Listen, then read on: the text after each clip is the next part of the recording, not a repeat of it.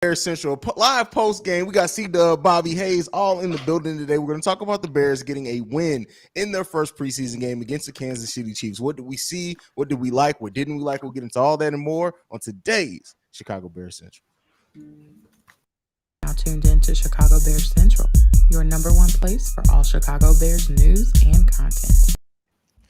All right, fellas, listen. This was a tale of two halves, really. Like, I think we all kind of didn't know what to make of the first half, like the way the offense was ran. It just seemed very simplistic in nature, things like that. But I tell you what, I don't know if Luke Getzey listened to the post-game show, the halftime show or not. He said, oh, they calling me Nagy? They said I was Nagy? All right, let me show y'all something.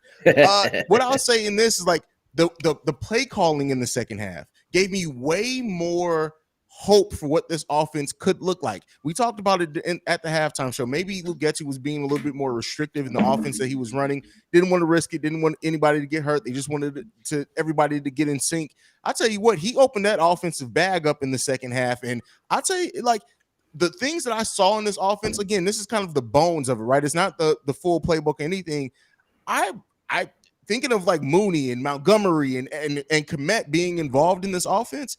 I'm super excited to see what this is like when everything's going. And shout out to Jack Sanborn for getting played. That boy, listen, shout out to him. He needs to get the game. He definitely needs to take the game ball. He needs to sign that mug and put that mug somewhere away. But fellas, I'm gonna turn it over to you guys. C-Dubb, I'll come to you first, man. We talked about the first half. What did the second half give you that the first half didn't? Well, I agree with you wholeheartedly. They definitely took a careful first half, opened up the playbook a little bit in the second. I said in the first half that Simeon was playing like he was incompetent. He played very well in the second half. I'm gonna be fair. When I see it, 115 quarterback rating overall in this game, 7 for 13 for 89 yards, 2 touchdowns. So, yeah, I like what Ebner did out there in that second half as well. He was sort of talk about it. We're gonna talk about it. He sort of, he was doing this thing out there. The offenses look pretty clean out there, man. He had a couple touchdown passes, my man Simeon. I like the downfield attack they were doing. They was mixing in the run a little bit there. I like to see the tight end get involved a little bit more, but just think when we have Cole Kmet out there. But overall, you could, just like my man Haize said, just picture the starting players in those positions. Yeah, man, we got a good offensive scheme going on right here. And without having a quick threat like Velius out there as well. But go ahead, Bobby, man. What did you think about the second half of this game and what looked different? I mean, the second half was pretty good, just like y'all hit on, man. The offensive scheme, we definitely got to look. Probably not grasping all of it, but it was definitely good to see, like, hey, here goes some misdirection here. Here goes some things that we can hit up the seam. And it was a great play dial when my man's had that trips off to the right, had those receivers release, and then you had the one on the far right hit him with the corner route, and then go ahead and capture that touchdown, get those 6 points. So it was just good to see. And then you seen, like some I guess like a little jet sweep with Daz Newsome, get him on the edges and stuff like that. So that was pretty good. And then you got to see the defensive line apply some pressure and get a couple sacks. And it was just good to see, Dominique Robinson, Mike Purnell, and then, goddamn, Jack Sanborn. Who is this guy? Who is this guy? I like what I seen. He was everywhere. Bro, listen, man, hey, if he was one of the people on the bubble, he may be getting a spot in that 53-man roster after some stuff like that. But go ahead, C-Dubb. Hey, man, Jack Sanborn even got the face of a football player. Y'all see that Rocky Marciano nose? That kid right there. Hey, I like him, man. Just keep giving him opportunities out there, man. It's always a great story that come out of these preseason games. And I think it's starting off to be Jack Sanborn. We're going to talk about Teven Jenkins later, though. Listen, we got a lot to talk about Teven Jenkins. But I want to talk about this, right? And it's way too early in the season for too much speculation because we don't know what season Monty's going to have, nothing like that. But Khalil Herbert and Tristan Ebner together, what they're able to do, David Montgomery better have a great season because I tell you what, if he comes into these contract negotiations, he's only had a so-so season, he's gone. I can tell you that right. And again, this is not me saying that I want that to happen. I love David Montgomery. Absolutely. But just looking at the reality of it, you have Khalil Herbert, you have Tristan Ebner, two very talented running backs. If David Montgomery is asking for a lot of money, it may not be coming to him, because I'll tell you what, I keep saying Tristan too. Trestan Ebner, in what he showed in only 6 carries and in the passing game this game, I need to see him get as many opportunities as possible. I don't know if he's going to be the third down back or not, because that dude is going to be a weapon in this offense for sure. Oh man, that guy, he has to have the ball in his hands. Like, he got to get out there. He can make plays for you on the whim. Like, when there's nothing there, he can make something there, man. He's a firecracker.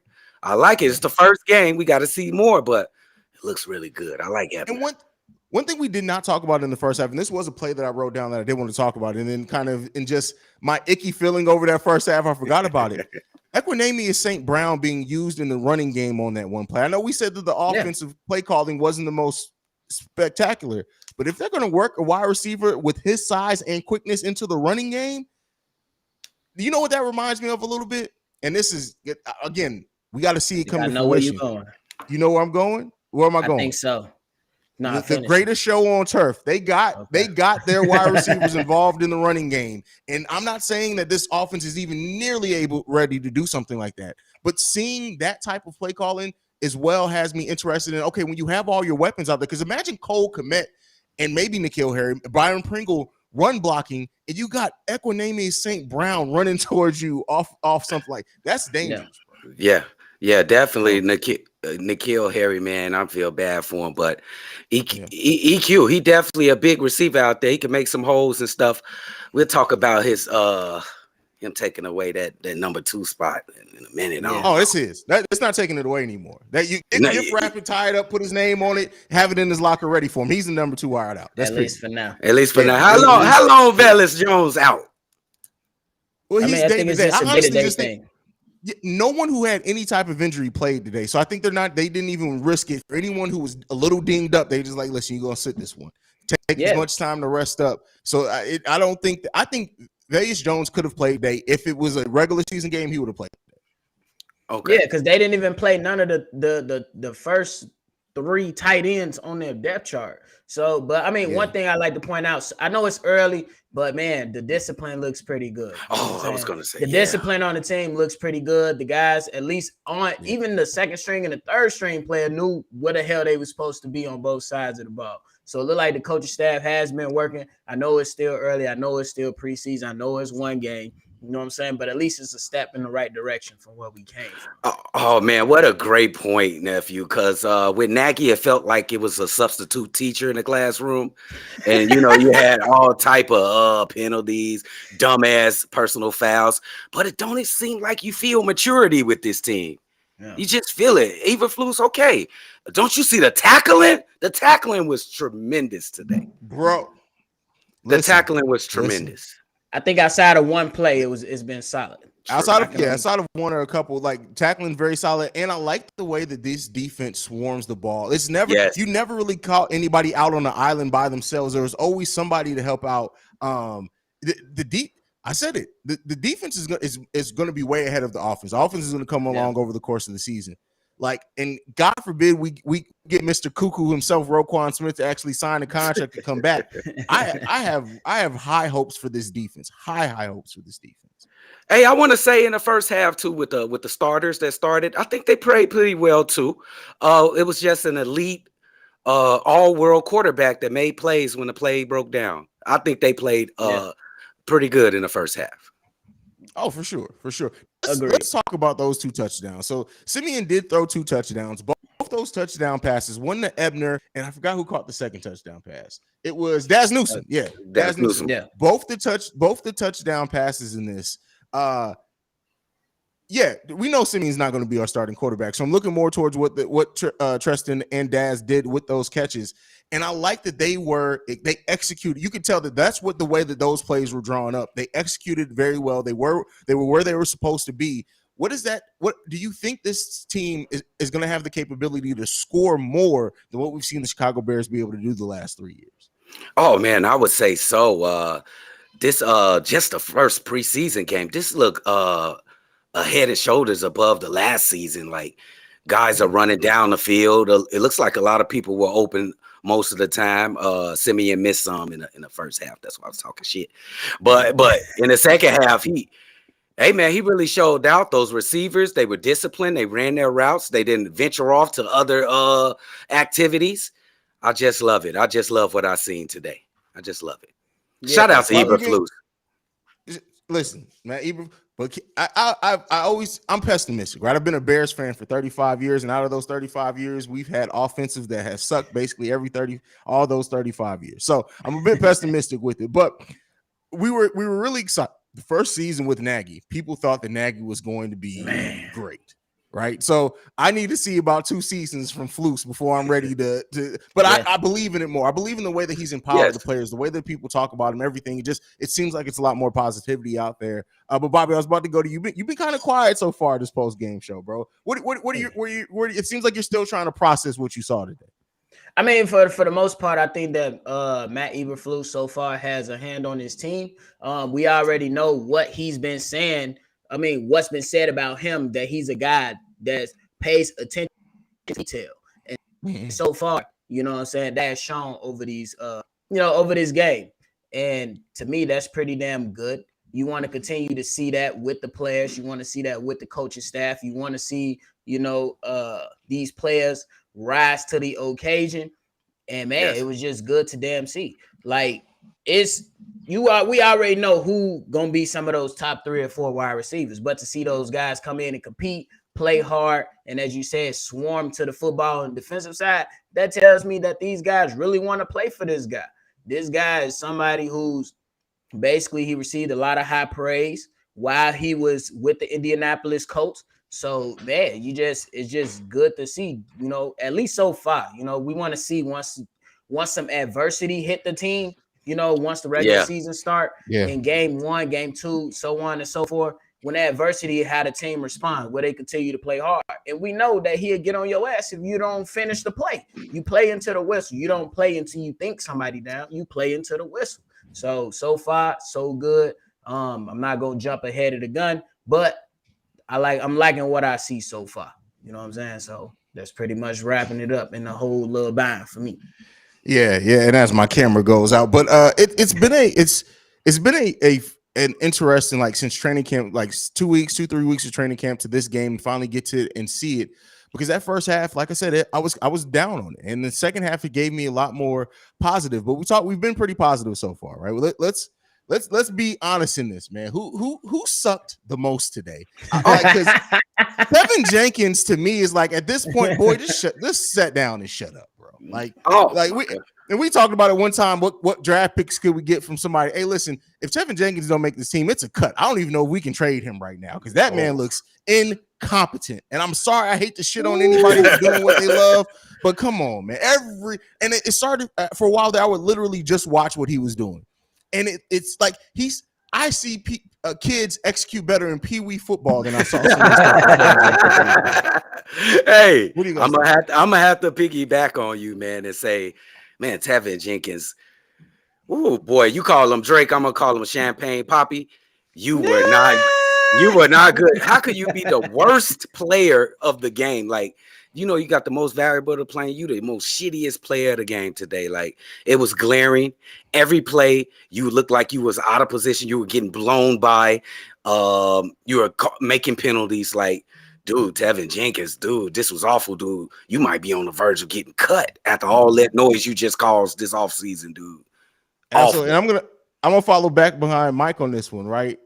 Mustafa as well. Like, Sam Mustafa at times, and this was just like, hey, bro, like, you do know that this is a game, right? Like, you get paid to do this, right? You do know that, like, bro. I don't, and I don't mean to pick on the offensive line or anything like that, bro. But it was just like, it was at times where it was glaring. Is all I'll say. It was definitely glaring. Hey, and glaring for me. Go ahead, nephew. Go ahead. Yeah, glaring for me as well, man. I mean, okay. It was just not a good start, but I get it because he missed some time. But I mean, it is preseason. But me, I'm if you on the field, you got to show up. You know what I'm saying? Definitely. That's just me. If it's basketball, if you're on the court, you got to show up. You know what I'm saying? You can have off games or next play mentality type thing, but you got to show up, bro. And this is his moment to prove it. You already been, put down the depth chart by a rookie. you know what I'm saying? No knock on the rookie because he came in and worked his ass off. But Teven Jenkins, you supposed to be coming in trying to prove your point. You know what I'm saying? That's just my opinion about Teven Jenkins. But overall, he was the person that stood out the most outside of all the other players. Because I believe even with Daz Newsome muff punt, he still came back and made some damn plays. Yes. Yeah. Yeah, he got passed by. Like again, I don't want to. We know all the stories, but it's like because I still want to believe in the potential, right? They like he was drafted with a second round pick. I still want to believe in the potential, but man, listen, it's some questions there. One thing we didn't talk about at all in the first half was special teams. Anything stand out to you guys in special teams at all? Oh, yes. The punter has a golden fucking leg. He gonna put that motherfucker inside the 5 every time. Yes. This kid is we got a magic foot. I love the punter. That's crazy. And the thing is between the punting and then the defense playing solid, you can see this offense getting good field position a lot of times in the regular season because the defense does their job. But like you said, that punter, boy, does that dude have a leg. He got a man. It was very impressive, man. I mean, then that's gonna be good for the defense, man. Because I think the defense, once they start coming around, it's gonna look real spicy. You know what I'm saying? I already said middle of the pack at the minimum. You know what I'm saying? So I believe that the defense, they just gonna come around. And like you said, Haize, they're gonna come around a lot faster than the offense. But I still think that the offense, with the way once they start opening it up more, let Justin Fields be him, let them create some action off them bootlegs and stuff like that. I think the team gonna click. Give it a few weeks, bro. Give it a few weeks. For sure. WHC talks about, Bobby, what you said earlier. No penalties. Who are these guys? Listen, they're disciplined. Discipline, baby. Eberflus got, don't play that stuff, man. Listen, and it's good to see, right? You get no penalties. That's going to put you in the best situation possible, especially when we're still working. Our offense, like I said, it's probably going to be between week 4, week 5 before this offense really starts clicking. But it kind of is what it is there. As Chainmail says, I didn't get to see the game, fellas. Did Charles Snowden get some good reps? He had a few plays. He tried. He missed. He could have had a sack. He missed one though. You know what I'm saying? So I'm gonna knock him for that. You got to complete that, man, against that quarterback right there, back there. But yeah, he got some reps, man. Let's talk about that too. One thing, I know we talked about the defense as a whole, right? How did you guys feel about the pressure on the quarterbacks today from the defense? Oh man, they were tremendous today. If you want to talk, I think they got 5 sacks today. Not counting all the pressures they had some hits on Patrick Mahomes early. I'm really impressed with the pressure that we had, especially those 2 ends, Gibson and Muhammad. They were very good. 4 sacks today, 7 tackles for losses, and 6 quarterback hits today. That's pressure. Yes. That's pressure. What do the young people say? Am I pressure? The Bears defense was pressure. Man, it was just good to see.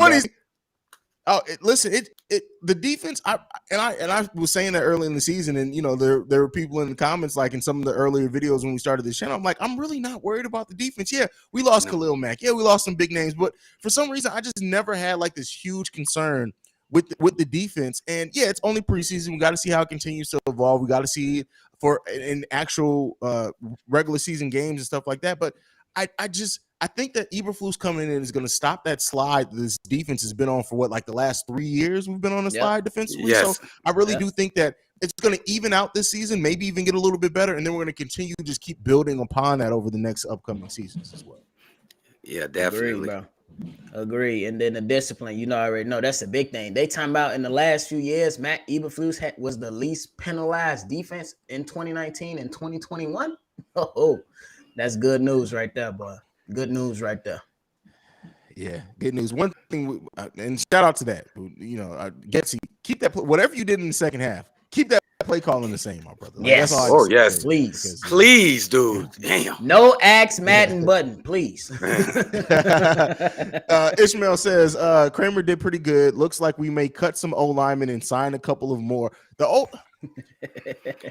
don't even know, bro. I honestly just think at this point it's just that they're gonna roll with who they got. Like they made the two veteran signings to come in. There are some more veteran linemen still out there available. Honestly, they could try to bring in and get rid of some of the younger guys, but I just don't know if that's what they're going to do. But the O-line was better in spots, right? And Braxton Jones did get picked on. We knew it was going to happen, even though he's shown promise. He got picked on. They're going to attack him early. They're going to force his development. Other teams, like, it makes sense. It's a rookie lineman. You're going to attack him. That's what you do. And how he responds to this, what he learns from this and goes into the second preseason game with, what he learns from the preseason as a whole going into the regular season is going to be telling. But I don't know if the Bears do make any significant cuts and signings. What do you guys think? I don't know either. I would just like to say that I was very unimpressed with the offensive line as a whole today. There is some standouts. I like Braxton Miller, even though they challenged him, he didn't, he had some moments. Braxton Jones, I'm sorry about that. He fought bad. He had some moments in there. So he's a rookie, so you got to grade him on the curve. Now the rest of the guys, we got to get that together. It's gonna take some time throughout the regular season for they become a well cohesive unit. But I was I would say that unit was the unit I was least impressed of. Okay.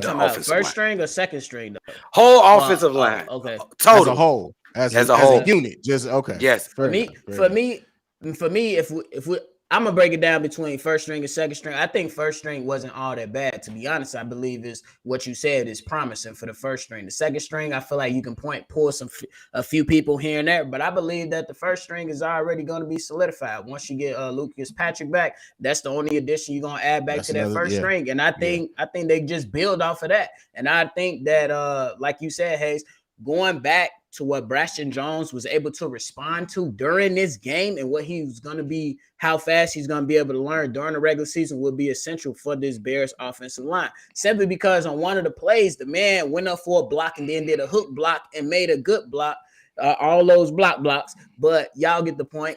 He made some good plays, man. That was good reactions from a rookie who was being attacked the entire time, while he was out there. So that was good on his part. And don't overlook, like, I know, like you say, like, it's easy to think, well, one player coming back, how much does that change it? Lucas Patrick coming in as a veteran and being another veteran presence. I can't talk today. Presence on that offensive line, I think is going to do wonders for them. Like, that's why you see, like, the Bears, surprisingly enough, ESPN ranked the Bears offensive line at number 11 after we got the veterans. You know why that is? Because veteran offensive line, like, being seasoned with veterans, I mean, on that offensive line is important. And I think you once you have another presence like Lucas Patrick out there, I think we're going to see a lot of those little things that kind of irritated us this game are going to calm down, go away. And Braxton Jones, listen, he learned almost every play he was out there. That man has a bright future. Like, so even though he didn't have his mess ups, I can't really judge him too hard for it. He's a rookie in his first preseason game, and he showed that he learned from those within the same game. Now that's yes. And absolutely. He got one of the most critical jobs. You got to guard Justin Fields' backside. Yes. You have a critical job, my boy. So you definitely got to be on your shit. For sure. We're going to go Steve-O here. Muhammad is a former Colt, so he's going to get before everybody. Muhammad can help Roquan if he signed that good damn player. He is that good. Like, Muhammad being familiar with the system, being a veteran, I know, like, people said, like, Travis Gibson is a better player than him overall. I still don't even know if I necessarily believe that. Like, I think that they're more even than what we think, and I think what may push Muhammad over there is his familiarity with it. And yeah, him having Robert Quinn, Muhammad, Roquan when he comes back. Like, listen, if Roquan comes back to this team, and even without it, there's going to be a lot of quarterbacks on their ass this season. It is. To just put it frank. There's going to be a lot of quarterbacks on their ass playing the Chicago Bears this season. The jerseys ain't going to stay clean this season. And you can see those Kansas City Chiefs quarterbacks. They were seeing ghosts after a while. After they was getting hit after a while, you can look and see that they were seeing ghosts. Hey, listen, that's why I say I just need Khyiris Tonga to tackle somebody one time. You can't tell me if you get tackled by somebody the size of Tonga, like, you would literally be looking at where he's at every other time he's on the field. Like, I don't want that motherfucker to tackle me again. I don't want it. Keep him away from me. Oh, big guy, boy. That's a big guy. Michael says Jenkins fared better in the run game. I do. It's Agreed. marginal, but I do think he did better in the run game than the pass game. You don't think so, C-Dubb? Oh, hell no. He was running past defenders like he was supposed. It looked like he was supposed to block him. Like, I don't know, bro. Teven Jenkins will look a little. Do we have another? Can I call nephew? Can I call him? What was he about to call him?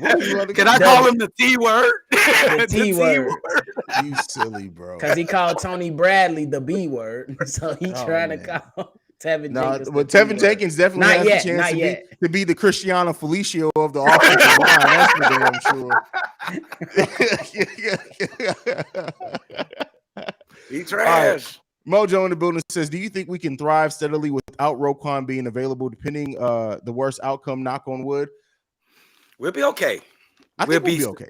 Nicholas Morrow is a great 2, right? You don't necessarily want him as your best linebacker out there, but I do think that Nicholas Morrow, he's going to be able to do enough out there if we keep seeing the type of defense that we saw today, that again, we're going to miss him. I'm never going to say we're not going to miss Roquan Smith if he does end up leaving. But I do think that he's going to be able to do enough to where we're not like there's this huge glaring hole in our linebacker core now. So, I got a question for y'all.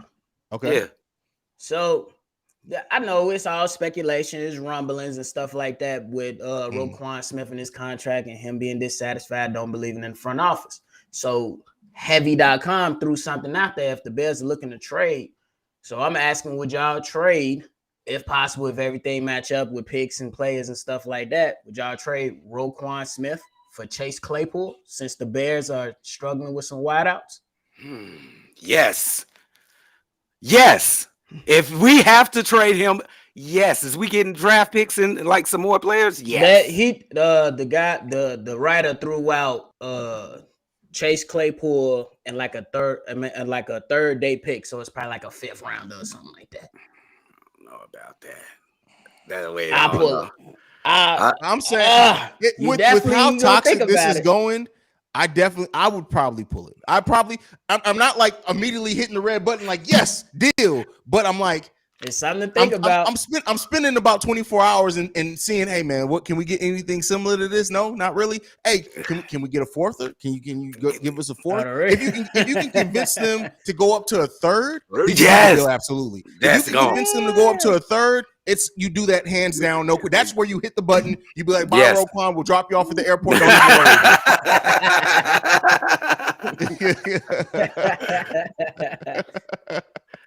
All right, man. We got Marvin the Motivator in the building. He says Bears offensive line needs work. First preseason game, I know, but the first offensive possession sack, bunt, first defensive possession, touchdown, Kansas City. They did get pressures. Look, Marvin needs a podcast, but I don't know if Marvin. Marvin be detailed. And the funny thing about Marvin is he uses not that many words, but he gets his point across. Like you know exactly what he's thinking. I agree with everything you said in there, Marvin. Everything you said. Yeah. I think that, but Marvin, I'm gonna tell you, I think the defense played pretty good. I think we was going against an all-time quarterback in that first possession, and like he definitely came through and like when the play broke down and hurt the Bears. Yeah. So I think they did really good. Yeah, agree. I think the secondary was definitely able to keep a lot of the coverage in front, and then when plays broke down, as you said, the man just made a play. So you can't knock him. He definitely. Upper echelon of the quarterbacks for sure. So my homeboy. Sure. Mike says, y'all think any of our nickels will be healthy enough to play Thursday versus Seattle, or are we rolling with DHC again? I honestly think that's why you saw a lot of players that were dinged up, not necessarily hurt, not playing this game because they have a short week, and we are back Thursday against Seattle. I think you see Velius. Think you probably see Kyler Gordon. I think you see a lot of those players in the next game. They did with them already being a little bit dinged up. Why risk it when you have a short week? Our second preseason game is right around the corner. I think that's where we're going to see those guys, and I think I'm really excited to see what this offense looks like with Velius Jones in there at the slot. I'm also, but as far as I think we're going to have everybody back by then. Answer your actual question, but go ahead, Bob. C-Dubb. Oh, I'm excited to see Kyler Gordon. Like they say, he's gonna line up at the nickel. He's gonna play nickel. That's what they saying. Yeah, but. Y'all think he can be the second cornerback, or are they going to probably go with Lamar Jackson? Oh, I think Lamar he will Jackson be before it's all said and done. Okay. I think Gordon's going to be the second quarterback when it's all said and done. I mean, we even Flus has talked about it a little bit in the offseason. It depends on really the matchup. He's used Gordon as the 2. He's used him in the nickel. And it may be a way to bring him along slowly, see how he's actually taking that defense is to put him at the nickel. But listen, Gordon, we'll see a lot of. Yes. What do you think? Agreed, man. You don't fuck around with that. That guy got a lot of talent, and you definitely want your secondary to build some continuity and be good as a unit. Good showing today, by the way. But definitely don't screw around with that, man. I think Thursday we get a little bit more action. We get a little bit more of the playbook, so it should be exciting. Oh, you think Justin played Thursday? Y'all Yes. for sure he'll play? Yeah, Justin's playing Thursday. Yes, then you sit out that third game and chalk it up. Yeah, Be ready for the regular season. Yeah. Okay, good. So definitely think that. Mojo in the building. He says that catch by Mooney in the first, Jones playing the opposite Pringle slot. St. Brown could be deadly. I'm geek. So listen. I think Jones is going to be in the slot personally, but I get what you're getting at. What do you think about that, fellas? This is what I wanted to say. It was this big thing this season. Is Mooney a number 1? I'm gonna tell you what, that catch was a number 1 receiver catch, because he really just lobbed that thing up, and Mooney went up and got it with his 160-pound self. So I gotta give it to him, man. He made a number 1 receiver catch today. And okay, let's go, Mooney. Yeah, it's gonna be. That's definitely what Mooney is going to have some catches this season that I guarantee you are going to wind up on ESPN's top 10 a few times, bro. Yeah, bro. Like this one might be on there today. This one. Today is definitely on there today. That ain't no question. It's on there today. It's on there today. What do you guys think about the fact that we're playing all 3 preseason games in actually 2 weeks? It's 14 days. We're playing 3 games over 14 days. Ooh. Like I understand that they got rid of the 4th preseason game, but if you're gonna have them play 3 games in 14 days, fam, like that's a bit tough, bro. That's what we're not seeing any starters. I'll tell you what, that game against Cleveland, the Browns, don't even worry. Don't tune in. I'm not telling y'all, don't even worry about it. It's gonna be an ugly game. You ain't gonna see no starters out there. Tristan Ebner's probably gonna have about 200 yards rushing because they run, and that's gonna be it. I'm telling you, both teams are just gonna be like, how much time can we run off the clock in one possession? How much time can we take all the time in the world? All of it.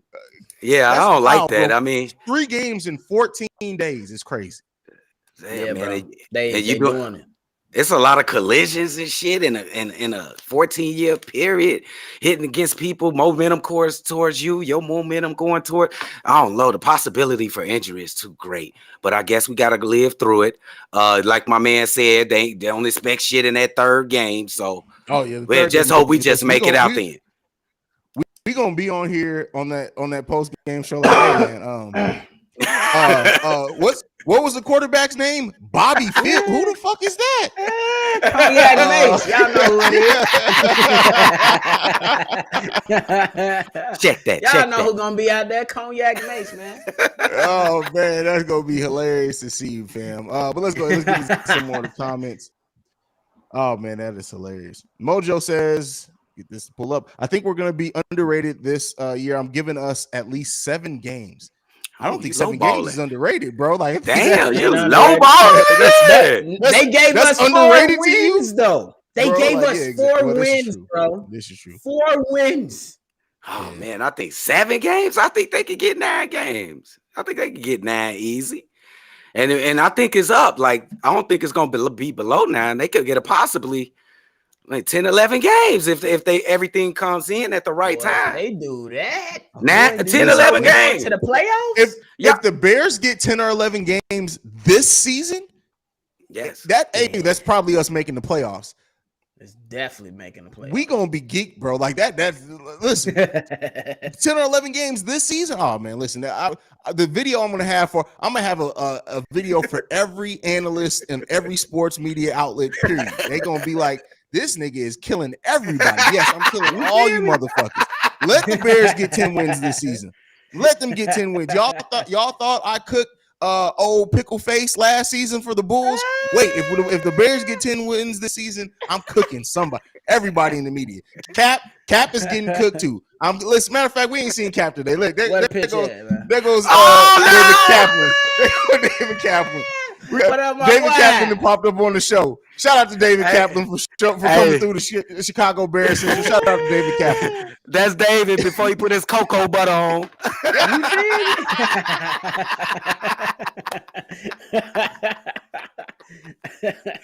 Oh my goodness, this man.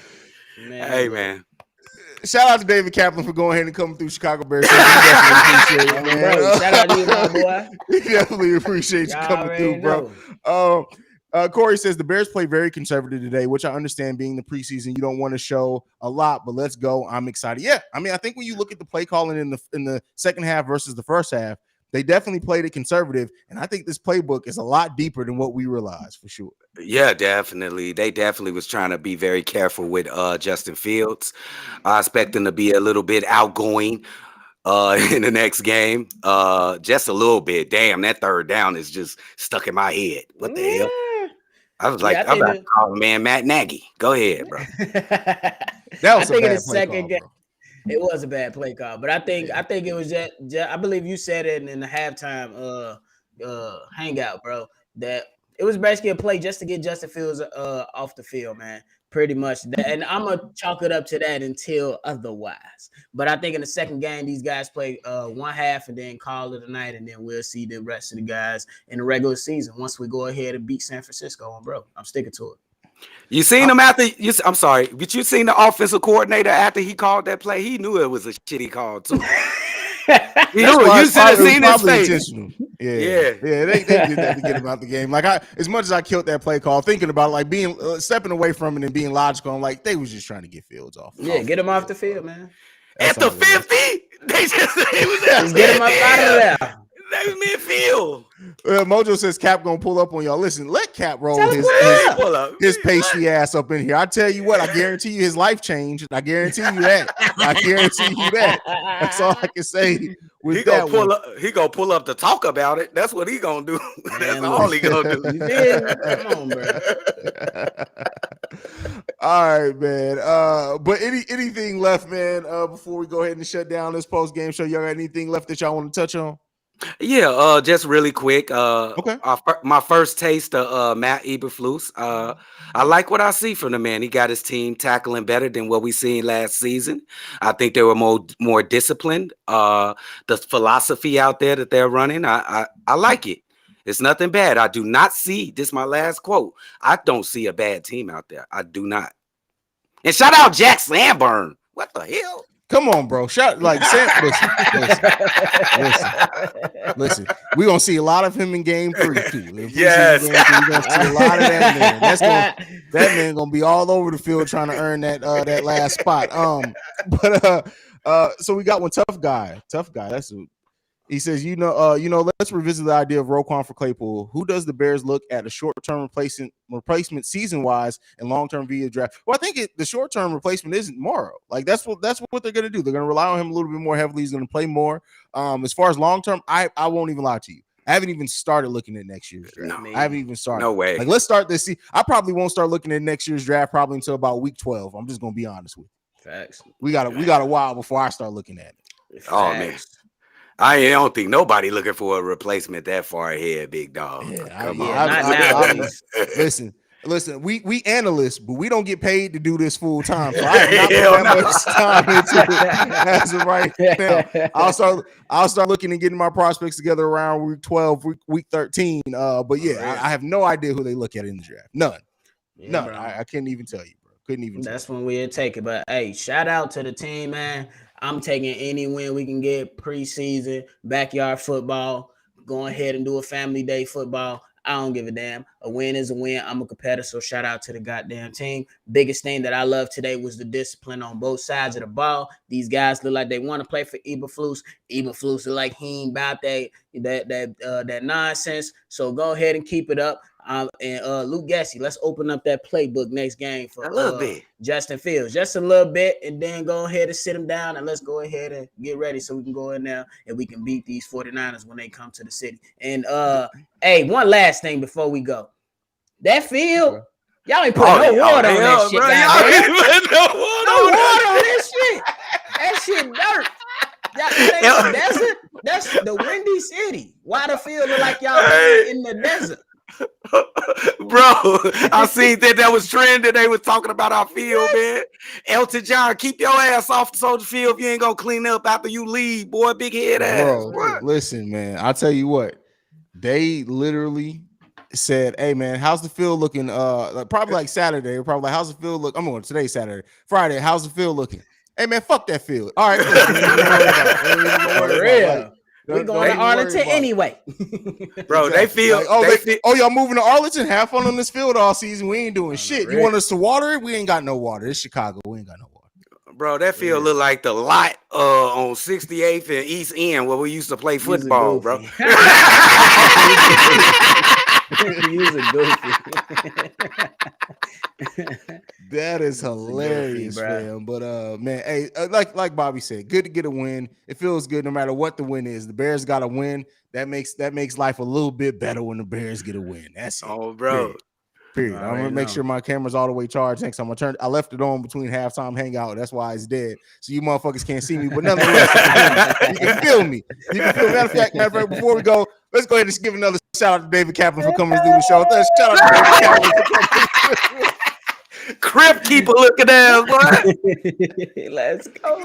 Oh man, but thank you so much for joining us on Chicago Bears Central. You can catch these post-game shows after every game, even man, listen, I didn't realize we got another game Thursday. So we'll be here, and it doesn't start till 8 p.m. Eastern. So we're gonna be on this mug at midnight on Thursday with a live stream after that game. But nonetheless, make sure you follow us at Chi Bears Central. You can send us any feedback, questions, comments, concerns, ChicagoBearsCentral@gmail.com. Lastly, if you want to leave a text and a voicemail, the number to do so, 773-270-2799. Y'all make sure you go check out them Kanye boys over on the Chi Bulls podcast as well. That's it from us. Peace, y'all. Bear down, motherfuckers. Brandon Jet! You keep talking.